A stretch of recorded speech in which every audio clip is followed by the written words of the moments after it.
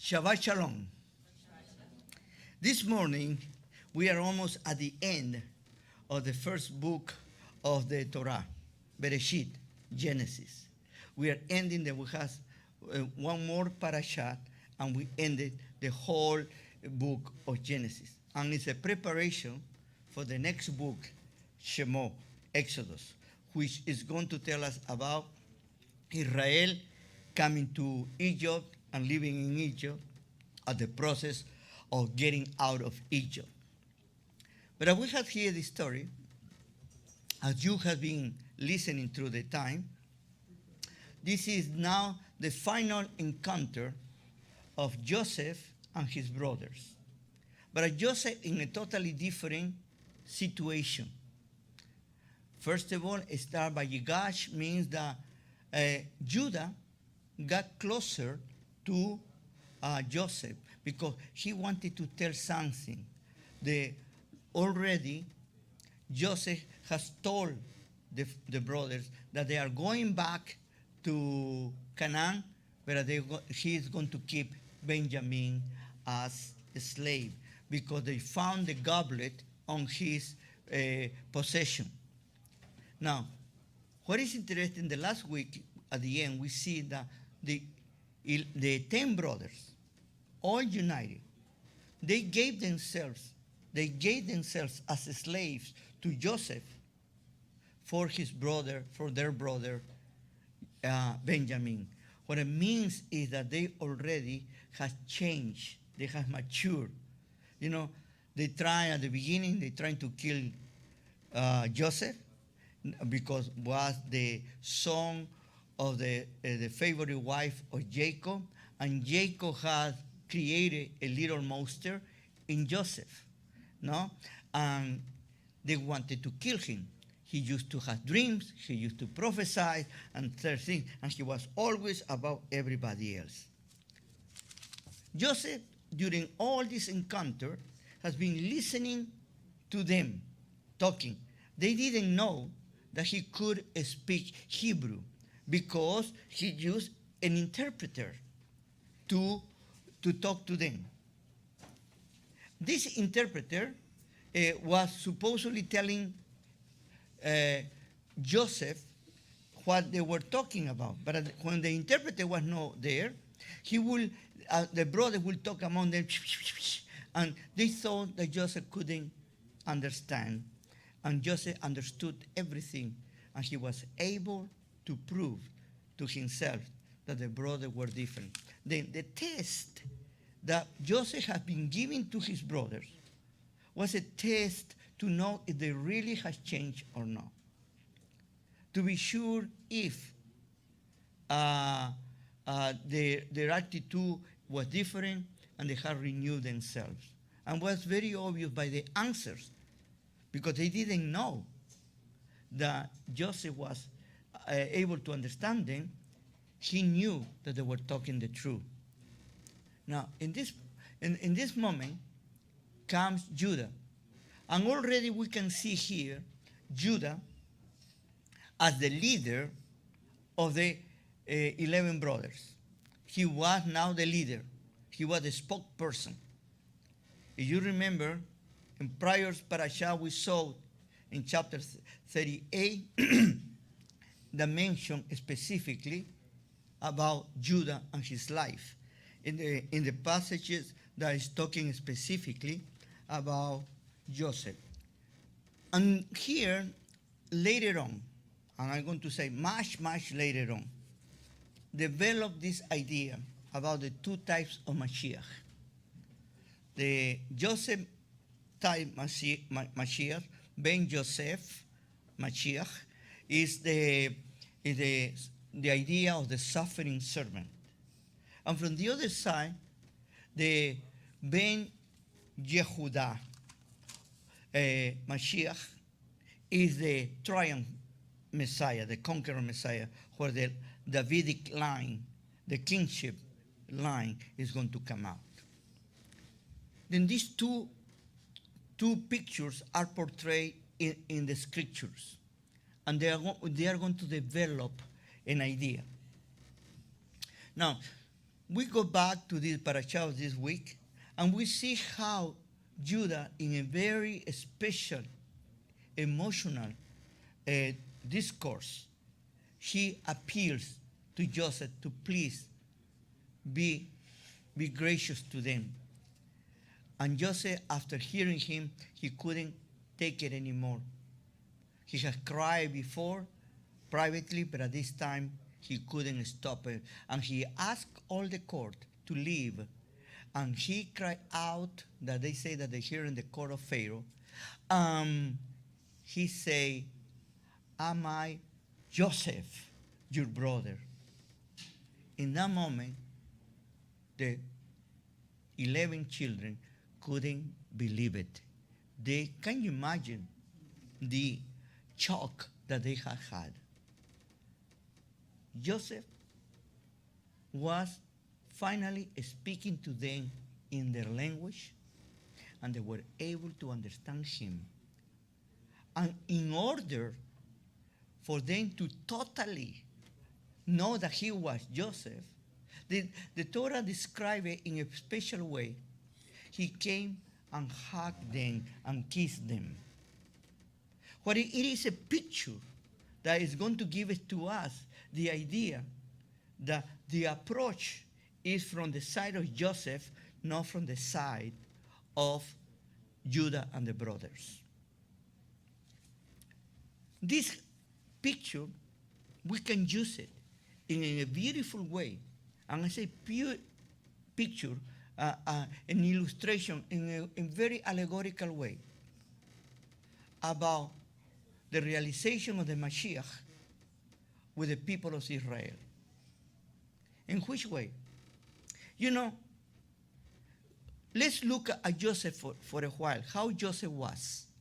Joseph was put in a position very high. Joseph was declared a god among the pagans. Joseph was dressed in a totally different way that the Israelis will dress at the time. He was totally with a makeup that was no one could distinguish him with a regular Egyptian of the high court. And overall, he has been put in a position so high that he has the power to have life and death in his hands. And everybody, no matter where they came from, they will bow themselves to him. And they will even dare to challenge him. That's the reason that Judah in this parasha, he say, please come closer to his ear. And he say, please, sir, you are as Pharaoh. Do not get upset with me, what I'm going to tell you. Judah recognized who Joseph was at that time, greater than anybody else.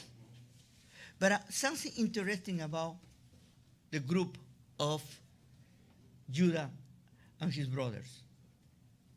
They never look at Joseph as God. They look at Joseph as a man who has a lot of power.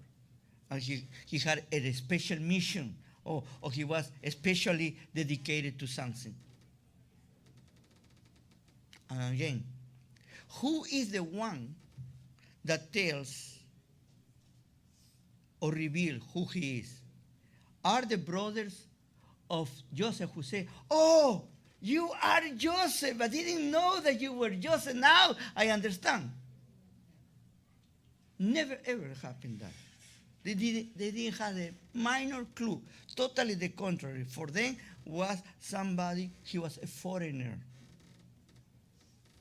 Let me give you this parallel for today, because I want to develop a little bit more. We have Yeshua, HaMashiach, you know? And the problem is that Yeshua HaMashiach has a different name. As Joseph, his name was changed from Joseph to Zephanapaneach,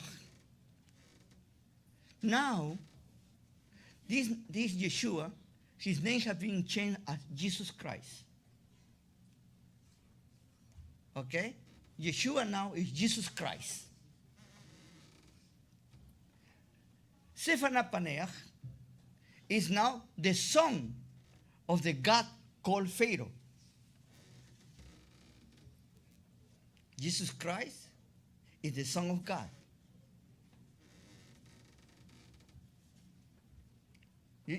I wonder you see parallels.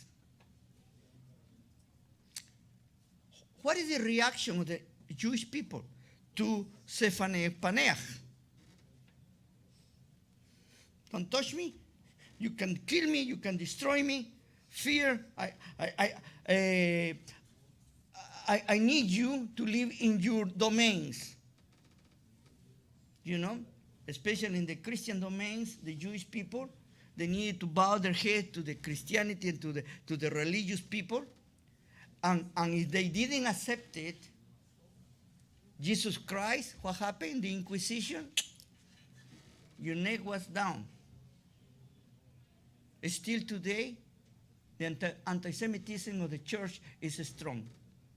Still today. It's camouflage, but it's still strong. Then, look at the parallels. When Israel, Judah, and the brothers are going to recognize that Joseph is the brother, because they came the missionaries and converted the Jews, and they tell them, you need to believe in Zephaniah Paneach, you need to believe in Jesus Christ. No way, Jose. The only way is going to be when the Mashiach himself will discover to his people who he really is, speaking to them in their language and showing who he really is. No the Gentile God, but the main Mashiach, Yeshua. Human, blood, and flesh, no the one they want to make a God. The Jewish people, Israel, are willing, if they understand better who really Yeshua is, to take it. And one of the brothers, lately, many of the great scholars, Jewish scholars, are realizing about and they are discovering Rabbi Yeshua, the prophet Yeshua. They have not given yet the step of Mashiach Yeshua, but they understand. He, as a man, has a wonderful tradition because as a Jew, he has changed humanity. By the way, what I was telling you last week, I was telling you, one man, a Jewish man, has changed completely the timing of the word. Now, when you say we are in 2017, what are you referring to? Even you as a Jew, you call it a common era and the before the common era, because you don't want to pronounce the name because it's scary, But the truth of the matter is that what we are talking about is Yeshua. But the problem is, who is Yeshua? One time I read a very interesting book written by a former Christian Baptist pastor who became an Orthodox Jew. And that was called The True Jesus Stand Up. And then there were three Jesus. One Jesus that was the Jesus that was a simple rabbi that was teaching the people. Then there was a Jesus that has a crown and all bloody and this. And there was another Jesus that was open his hands and pure love. You know? I said, what is the true Jesus? The true Yeshua? What are we Jewish people we will identify more? With the Rabbi. Human, teaching, and all those things. This is the problem that we have when we mix wishful thinking and theology with the reality of the scriptures. God talks and reveals to us, but he has a line, and he has given to all of us the opportunity to be his creation. And he wants for us to walk in the true light. That's the reason I repeat to you that has given us free will. And giving us free will, we have the capability to make decisions. And we make decisions for right or wrong, but are decisions. And then when we make a decision, who is responsible for the decision? We are responsible for that decisions. Going back to this parallel, Joseph tells his brothers, I am your brother. He comes and close to them, hug them, and cry with them. Why the brothers were able to know that he was really Joseph?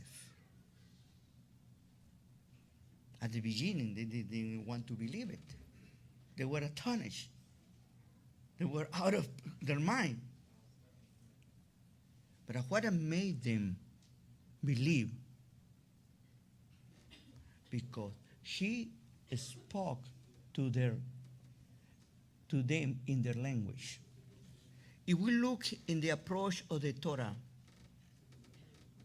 he spoke to them in their hearts. He spoke in their understanding, in the way of life. They were able to identify with him. And they saw him not as a foreigner, God, but they saw him as their own brother. They didn't see that this viceroy, high-level position. They saw him as one of them. And all the cosmetic that he had around was good for nothing because they could talk about personal things. They understood. And what is the personal things? Are the Torah. You see, many people do not want to accept this. But to tell you how religion has changed and has put these two groups almost as enemies instead to be one continuation of the other. Yeshua comes to start his service to Israel. I want to emphasize that word, not in order that my Gentile friends feel that I am putting them down. Totally the contrary. To understand the message. He came to his own. And what was the problem with Yeshua? The problem with Yeshua never was the regular people, the Greeks. What was the problem with? Was the religious or embodiment, the religious groups, the religious people, the holier than thou people, the people that had already changed the Torah and they had created another Torah. A group of people that had changed the word of God and they had put the word of man instead. The people who told you that the only way that you can reach the Creator was through them. His greatest enemies were not Israel. His greatest enemies were the religious people of Israel, who were together with Rome, with the politicians, Because at that time, Rome had the power to put whoever he wanted as a high priest, Kohen Gadol. And they were the ones that they had the aristocracy of Israel in their hands. And they were subjugated to the Romans. They were playing for the Romans. Exactly the same thing that happened 200 years prior to him with the Maccabees. They were submitted to a foreign power. And anybody who will come, preacher, prophet, you know what happened with John the Mercer, you know? Yochanan the Mercer, the same thing. He was killed. Why? Because he told the truth.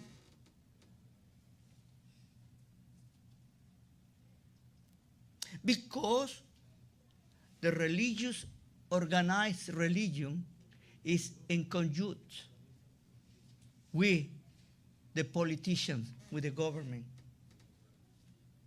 Look in any part of the world and you're going to see that. The power of religion and how the politicians and religious people, they get together. Joseph was a politician.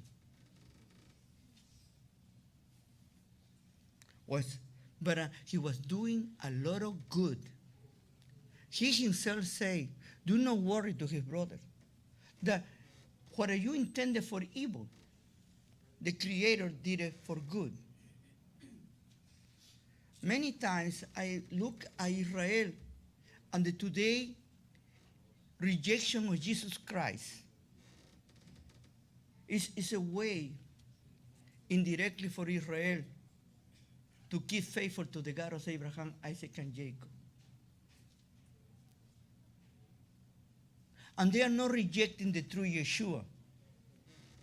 What they are rejecting is the God of the Gentiles, who is not the same that the God of Abraham, Isaac, and Jacob. And that hurts to many people. And have been said many things against me, and they have been put in a position that's very difficult. But it's better that we talk about the honest truth than we trying to put flowers around. There is only one God, the God of Abraham, Isaac, and Jacob. There is no other gods. You know, I was talking with somebody who said to me, I don't believe in God. To me, God is only an idea of man. I said, okay. You can believe whatever you want to. But not because you believe that there is no God, God is going to cease to exist because you don't believe it. And there are many people who think that if you don't believe in my way, you're going to die. How many times lately I have been sent to hell by good people who's supposed to love God, but because I do not believe in the way that they believe, they send me to hell. Another thing, I have said, if I need to defend God, my God is very little. Listen carefully. If I need to defend God, my God is very little. God doesn't need defenders. Because God is our creator. No, whatever you believe, whatever you think about him, won't change him. Doesn't matter how you dress it, what you want to put it, he won't change. Yes, he's the same yesterday, today, and forever. And the relationship with Joseph, the image that is given to us, Joseph reveals to his people personally. And I am waiting for the day that our Messiah Yeshua will reveal to my people. He is doing it right now. At this moment I am talking to you in a very individual way. But it's not based in theology. It's not based in the missionaries. It's not based that I am right and I have my little book, they call it the New Testament, they have the truth. No, no, no. That's not. It's based in the reality of God, who is showing Joseph, in this case Yeshua, his messenger, and telling the people, you didn't do any evil to me, and you didn't send me here. Who sent me here was the Creator. You know why? To save lives. And that's what Yeshua has been doing, saving life. But when I say saving life, I am not talking about sending you to heaven, as other people talks about, or sending to you a special life. Saving life means that I'm making the people rightful. That people are finally understanding their own situation, and they have the opportunity now to have an interaction with the Creator, to go directly to Him. You see, you and I, we do not need intermediaries. And anytime that you invent an intermediary, you are putting obstacles in your relationship with the Creator. Even the Haggadol, the Kohanim, they were not intermediaries. They were only people that they were there to show you your relationship with Him. But they were not the one that say, I'm going to be in front of God and you need to be behind me, and I'm going to talk for you. No. That was only to show you that the Creator wants you and me personally. He wants to talk to us. That's the reason that Joseph was able to talk to his brothers. He could send, this is very important, he was so important. He was the viceroy of all Egypt, and there were so many nations that were suffering starvation. They were all over the world, coming from all over the world. And the people that he received was his brothers. What if his brothers were better than anybody else at that time? They were superior? No at all. But he gave them the opportunity to go directly with him, to talk to him. First of all, to prove about the change. I believe that Israel is getting in a situation that is very difficult. I talked to you about what just happened this last year, the betrayal of the United States to Israel. I have talked to you that the attitude of the world against Israel is getting worse and worse and worse. I told you there was only a small window of opportunity in 1947, when finally the United Nations decided the formation of the state of Israel. And that was a joke, what they gave it as a land to Israel. You know, little portion that was not possible that Israel could have any state. But they gave it that, and Israel accepted. And the land who was given to Israel was the worst of the worst. The swamps, the arid land that didn't have any possibilities. And Israel brought a miracle. Make Israel green again, Eretz Israel. And then when the other people saw that Israel was doing so well, they wanted to have it now. Israel has been condemned by the world. They call it the apartheid country. They call it the racist. They call it a lot of names that is not true. They call it terrorists. And they don't see the terrorism on the other side. You know? This last year, 24 resolutions against Israel, only 4 against the rest of the world. Do you think there is something wrong in the world? But there is a Joseph still. Pretty soon he's going to come out and he's going to discover himself. That Joseph is called Yeshua. Oh no, you are crazy. Yeah, I am crazy. But you see, it's how the Creator reveals himself little by little to the people. He is going to bring, and he is the only one that can bring peace to the world. He's our Creator. And he's going to use our anointed one, our Mashiach. But the one that has the power is our Creator, who can delegate it, but it's our Creator. Pharaoh was the number one in Egypt. What did he say? You will be the greatest in Egypt, only under me. That's what Pharaoh said to Joseph. The same thing happened at Creator with Yeshua.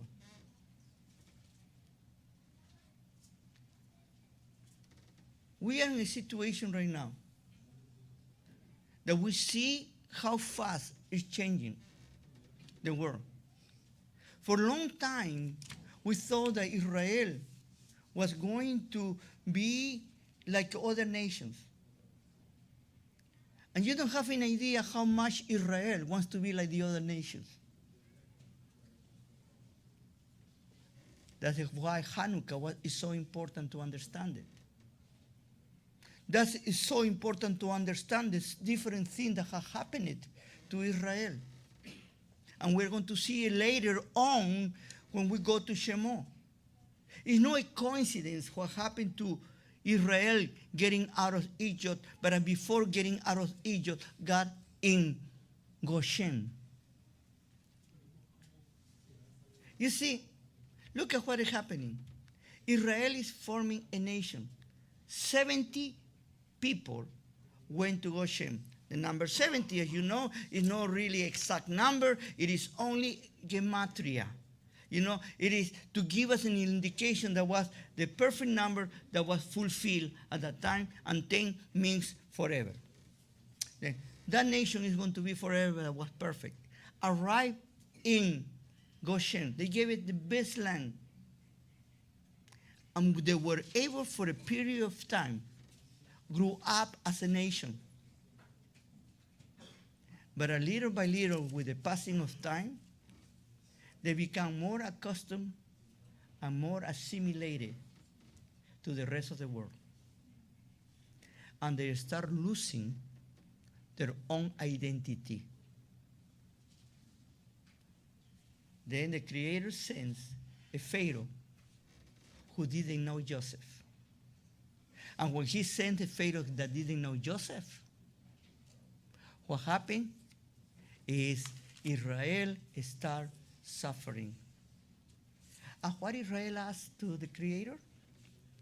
Help us. But Israel never asked the Creator, take us out of Egypt. What he said, help us, tell Pharaoh not to treat us so bad.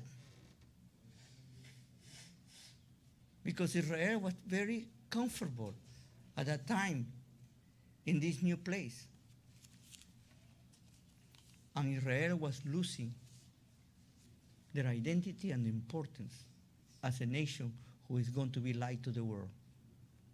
And still today, even in the situation that Israel is still a beacon of light to the rest of the world.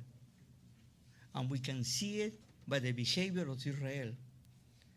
Read in any news about when there is a catastrophe around the world, earthquakes, cyclones, or hurricanes, or whatever,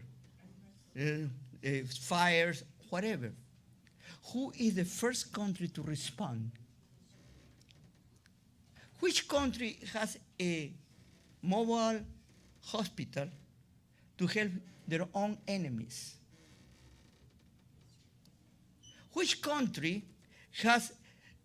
brings their enemies to their land to take care of them, to cure them, to heal them, besides Israel? Which country, to the size of Israel, has so many new inventions and patterns for medicine, for industry, technology? Little bitty Israel is a beacon of light, even at this time. But the problem is, like our prophets were telling us from the beginning, when you have Korah and you have the others, were divided, and who are the worst people in little Israel? The same thing at the time of Yeshua has not changed. Religious people and politicians. Each one had a piece of the pie. How long our Creator is going to allow these things to happen? He's coming soon. And we need to say, I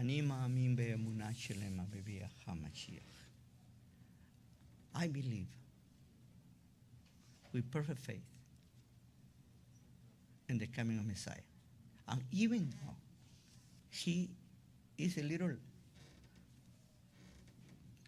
late, I will still waiting for him. Joseph is a picture of Yeshua in the right way. In chapter 50, verse 19 of Bereshit, when his brothers were afraid that he was going to do something to them after they buried their father Jacob in Canaan, he said, am I God to make those decisions? When Yeshua will reveal to his people, he will tell to the whole nations of the world, am I God to do that? It is the Creator who sent me to give you light to you. Shabbat Shalom.